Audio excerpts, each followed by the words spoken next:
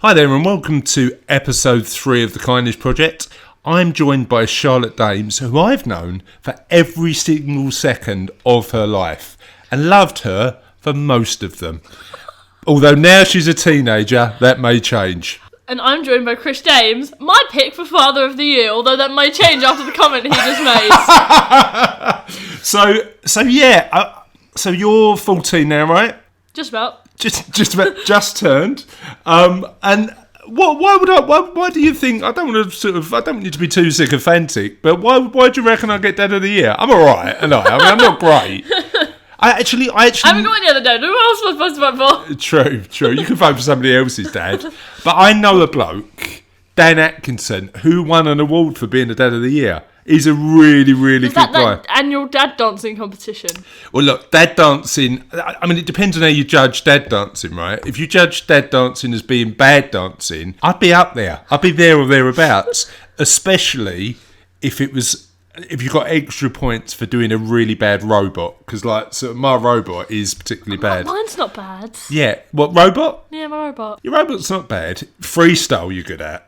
But it always turns into some kind of ballet thing. It does. I remember the time that you and I went to the Olympic swimming pool, and we went. So we live in Essex, but we live on the borders of London. So not a million miles away from us is the Olympic pool in Stratford, and we've been there quite a few times, right? So Charlotte and I went into the Olympic pool. It's a big 50-metre pool, awesome architecture, great place. And Charlotte and I, when you were about sort of 9 or 10, went for a swim there. And interestingly, we went in there, did a couple of lengths, and to be honest, you were slightly slower than like most people were going. And the lifeguard pulled me up and said, actually, you need to really be a good swimmer to swim in the Olympic pool, because people were.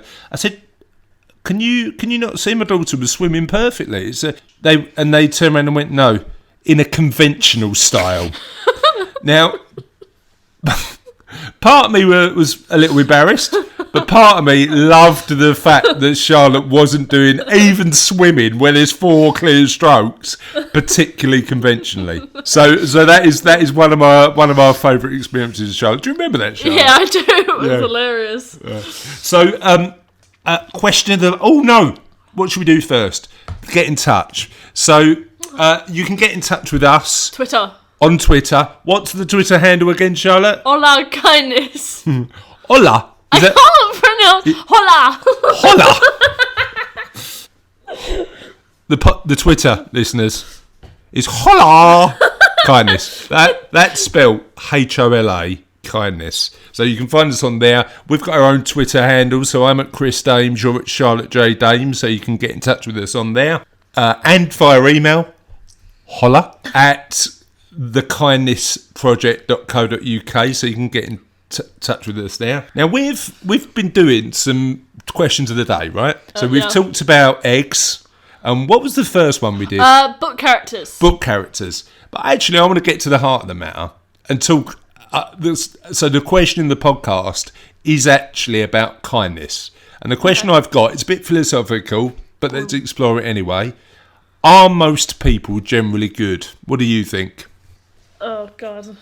If you keep asking me this question, I'm going to start quoting in a minute. But everyone's got a little bit of good. Okay. Like, in all honesty, nobody starts out bad. Nobody gets up one morning and goes, I'm going to wreck the whole world. Okay. It's kind of like something has to happen to someone for them to be bad. Like,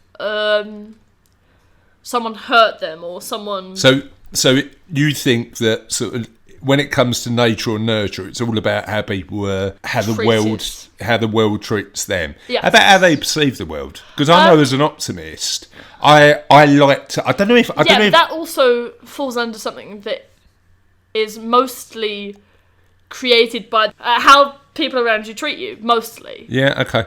So I think, interestingly, who's that on the phone? Oh, that's Mum. Oh, Mum's on the phone. Excellent. Sorry, I can't talk right now. Sorry, we're podcasting. I actually think it depends on your perspective on life, right? Yeah. I think a lot of people assume most people are generally good because they've got an optimistic, positive outlook on life. And there's a lot of studies to say that having a positive, optimistic outlook actually does you favours because people think you're a kinder, nicer person because of your outlook, as well as having a more optimistic perspective on the world. What do you think? Yeah, I think most of that completely went over my head. But about the positive outlook, yes, it does affect you positively because not everything is sunshines and rainbows. It's not everything's sunshine and rainbows. But most of Charlotte. But yeah, if you see it as something positive, I mean anything can be viewed positively, even if it's something negative. Yeah. So if you see something positive, you can always look on the bright side. So we've had a 2-minute conversation, and the only thing we've got is always look on the bright side of life.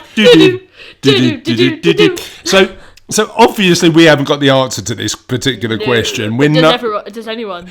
Well, our listeners might, right? So please feel free to get in touch at HollerKindness on Twitter, at holler@thekindnessproject.co.uk, or tweet us directly. Are most people generally good? And what's your philosophy on life, and how do you think that impacts how you see people? It'd be really interesting to get your thoughts. And how does it impact how you live your life as well? Yeah, absolutely. So do you think that whether you think most people are generally good or not impacts the way you live your life personally? That's a really interesting question that our listeners, I'm sure, will have a better insight than us, because we had a 3-minute conversation on it and just got to singing a Monty Python song at the end, which sums us up, really. Yeah. So enough of that nonsensical drivel. Let's move on to the rest of the podcast.